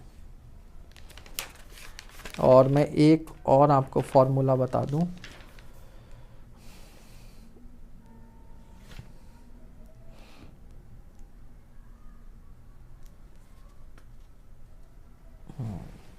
वो जल्दबाजी मैंने एक फॉर्मूला गड़बड़ लिख दिया था, वो हालांकि यूज़ नहीं हो रहा था वहाँ पर, बस ऐसे लिख दिया था।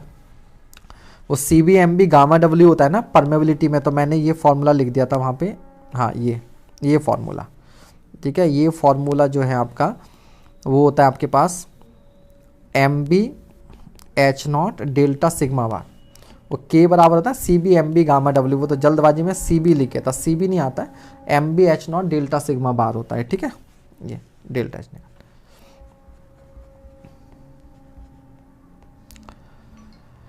ठीक है भैया, तो ड्यूरेशन आंसर जो होगा वो आपका ए होगा। चलिए आज के लिए इतना ही, अब मतलब अभी के लिए इतना ही। अब हम लोग क्या करेंगे, 10 बजे मिलेंगे कन्वेंशनल वाले बैच में, ठीक है। 10 बजे मिलेंगे कन्वेंशनल वाले बैच में, सॉइल के ही क्वेश्चंस करेंगे। कौन से, कंसोलिडेशन चैप्टर के क्वेश्चंस उसमें होने हैं, सब्जेक्टिव, ठीक है। थोड़ा यहाँ पढ़ेंगे, थोड़ा वहाँ पढ़ेंगे, परफेक्ट हो जाएगा। और मैं आपको बताऊं, सॉइल में आपको कुछ करने की जरूरत नहीं है, कोई कोर्स कुछ नहीं पढ़ना आपने। मेरी मैराथन क्लासेस देख लो, उन मैराथन क्लासेस से काफ़ी हद तक थ्योरी आपकी क्लियर हो जाएगी। AEJE के क्वेश्चंस वहाँ पे भर भर कर करवा रखे हैं, तो आप केवल सॉइल का जो मैंने एजुफोर पर पढ़ा है वो कर लो, ये गेट के ऑब्जेक्टिव कर लो, और कन्वेंशनल में सब्जेक्टिव चल रहे हैं। ये लेक्चर आप 2-3 बार देख डालना, आपकी सॉइल मैकेनिक्स इतनी ज़बरदस्त हो जाएगी, फिर आपको कहीं से कुछ पढ़ने की ज़रूरत ही नहीं है, ठीक है। चलिए गुड नाइट अभी नहीं बोलेंगे, गुड नाइट बोलेंगे अगले वाले में। हाँ सर, गेट की स्ट्रेटजी बता दें, आपने पूछा था साजबत जी, ओके। गेट की स्ट्रेटजी ये आपने नहीं पूछा था, ये ज्योतिका जी ने नाम चेंज कर लिया क्या? ये तो ज्योतिका ने पूछा था, अब क्यों भाई नाम बदल के शाश्वत करके आ गए क्या?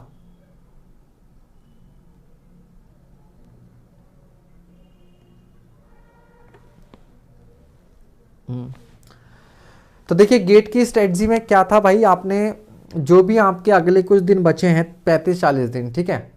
अब आपको भी पता है कि मैं सॉइल मैकेनिक्स लेकर चल रहा हूं, लेकिन जब हम इस तरीके से करेंगे तो कंप्लीट कोर्स तो यहाँ पे होगा नहीं। तो आपने करना क्या है कि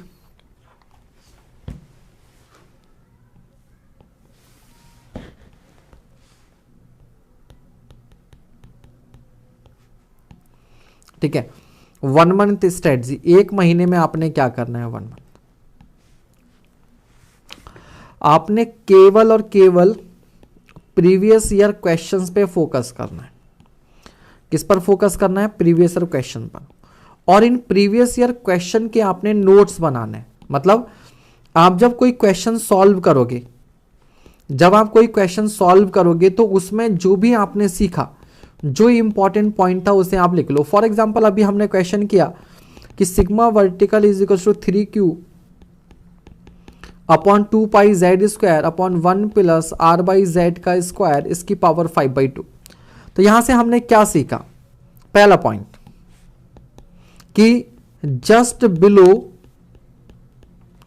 point load sigma vertical is inversely proportional to Z square. आप डायरेक्टली फॉर्मूला बना दो, sigma 2 upon sigma 1 is equals to Z1 upon Z2 का होल स्क्वायर। अब ये रेडीमेड फॉर्मूला है, एग्जाम में अगर इस पर क्वेश्चन आया तो आपको देर नहीं लगेगी, फटाफट फॉर्मूला लगाना है, आपको ये सोचना नहीं पड़ेगा, टाइम बचेगा। इसी तरीके से हमने क्या किया, अगर कोई लाइन लोड है तो उसके नीचे क्या था, किसी पॉइंट के लिए sigma is inversely proportional to Z, तो सिग्मा 2 अपॉन सिग्मा 1 बराबर Z1 अपॉन Z2। इसी तरीके से हमने एक और क्वेश्चन किया था कि ये कोई पॉइंट लोड है यहां पर लगा हुआ है, ठीक है। अब यहां से हमने ये देखा था कि आपका हॉरिजॉन्टल डिस्टेंस भी चेंज हो रही थी और वर्टिकल डिस्टेंस भी चेंज हो रही थी, but R by Z ratio अगर कांस्टेंट रहता है, क्या रहता है? R बाई जेड रेशो अगर कांस्टेंट होता है, in that case also sigma is V is inversely proportional to Z square. यानी कि अगर R by Z ratio constant रखते हुए Z को चेंज किया जाता है तो हम लोग लिख सकते हैं sigma 2 upon sigma 1 is equals to Z1 upon Z2 का होल स्क्वायर। तो आपने हर सब्जेक्ट के लिए केवल और केवल क्या करना है, ठीक है। तो आपने क्या करना है, हर क्वेश्चन के लिए आप गेट के प्रीवियस क्वेश्चन कीजिए, अपने आप को टारगेट की दीजिए कि एक सब्जेक्ट को आपने 3 दिन में एनी हाउ करके कैसे भी खत्म करना है, और आप सुबह से शाम तक बैठ के करेंगे तो पक्का खत्म हो जाएंगे, ठीक है। दूसरा, किसी भी क्वेश्चन को प्रेस्टिज का इशू नहीं बनाना। आप क्वेश्चन पढ़ो, अगर आपको आता है उसका सोल्यूशन तो करो, और नहीं आता है तो उसका सोल्यूशन देखो और आगे बढ़ो। जैसे अभी एक थोड़ी देर पहले एक स्टूडेंट बोल रहा था कि सर ये चैप्टर मुझे समझ में नहीं आ रहा, मैं इसकी थ्योरी कहाँ से पढ़ूँ। नहीं भैया, ऐसा कुछ नहीं करना। आपने जितना थ्योरी पढ़ना था पढ़ लिया, अब थ्योरी पढ़ने का समय नहीं है, आप डायरेक्टली क्वेश्चन करो, आपसे होता है ठीक है, नहीं होता है उसका सोल्यूशन देखो, नोट्स बनाओ, आगे बढ़ो। और इस तरह से जो आपके नोट्स बनेंगे उनको आपने डेली रिवाइज करना है, चाहे कितने भी पढ़ने हो, सोने से पहले आपने कुछ समय रिवीजन के लिए रखना है डेली। यानी कि पहले जैसे आपने जो फर्स्ट डे के नोट्स हैं उन्हें नेक्स्ट डे रिवाइज करो, फिर पहले 2 दिन के नोट्स तीसरे दिन रिवाइज करो, पहले 3 दिन के नोट्स चौथे दिन रिवाइज करो, पहले 4 दिन के नोट्स 5वें दिन रिवाइज करो। ठीक है, और रिवाइज करने का मतलब होता है, देखो रिवीजन, रिवीजन वर्ड को अगर मैं ब्रेक करूं तो ये होता है री प्लस विजन। री प्लस विजन का मतलब होता है दोबारा देखना, दोबारा देखना। तो जब आप डेली इस तरीके से रिवाइज करोगे कि पहले दिन के नोट्स अगले दिन को, 2 दिन के नोट्स तीसरे दिन को, 3 दिन के नोट्स चौथे दिन को, तो आप बिलीव में आपको वास्तव में केवल दोबारा देखना ही पड़ेगा, पढ़ना नहीं पड़ेगा आपको, उसे बहुत जल्दी रिवाइज हो जाएगा। लेकिन जब आप आज आपने कुछ पढ़ा और 10 दिन बाद आप नोट्स बनाओ उठाकर देखोगे तो फिर वो आपको रिवीजन नहीं होगा, वो आपको री स्टडी हो जाएगा। मतलब वो चीज़ आपको दोबारा पढ़नी पड़ेगी तब समझ में आएगी। क्यों? क्योंकि 10 दिन में हम उसको भूल जाएंगे। ठीक है सर, जो क्वेश्चन करवाते हैं उसका पीडीएफ दे दिया करिए तो अच्छा रहता है रिवीजन। दिलीप कुमार कुशवाहा जी, आपको कैसे पता कि पीडीएफ नहीं मिलती? बेटा डेली पीडीएफ मिलती है, आप टेलीग्राम ग्रुप ज्वाइन करो। ठीक है, Edu for Tech, daily PDF मिल जाती है आपको जो भी पढ़ाते हैं। तो बच्चे ये तरीका रहेगा आपको, अगले दिन आप प्रीवियस ईयर क्वेश्चन लगाओ, बार बार लगाओ, उनके नोट्स बनाओ इंपॉर्टेंट पॉइंट्स के और उन पॉइंट्स को देखो। ठीक है, और जब आप नोट्स बना लो तो मुझे टेलीग्राम पर सेंड कर देना। हाँ, जितने प्रीवियस ईयर के क्वेश्चंस करेंगे उसके नोट्स बनाएंगे एंड फॉर्मूला और सम इंपॉर्टेंट कॉन्सेप्ट, बस ये आपने काम करना है। और मैथ्स थोड़ा सा करते रहिए आप साथ साथ। गारंटेड अगर आपने 1 महीना इतना काम कर लिया, 50 प्लस मार्क्स आपके कोई रोक नहीं सकता। 50 से ज़्यादा नंबर आपके गारंटेड आएंगे अगर आपने क्वेश्चन समझकर नोट्स बनाए तो। क्योंकि गेट में मैक्सिमम क्वेश्चन सेम कॉन्सेप्ट पर बार बार रिपीट होता है, कॉन्सेप्ट जो है वो रिपीट होता है बार बार गेट में। ठीक है, डेटा बदल जाएगा बट ठीक है, हाँ, तो सवाल का शरीर बदल जाएगा, सवाल की आत्मा वही रहेगी। ठीक है, चलिए तो अभी के लिए इतना ही, अभी मिलेंगे 10 बजे।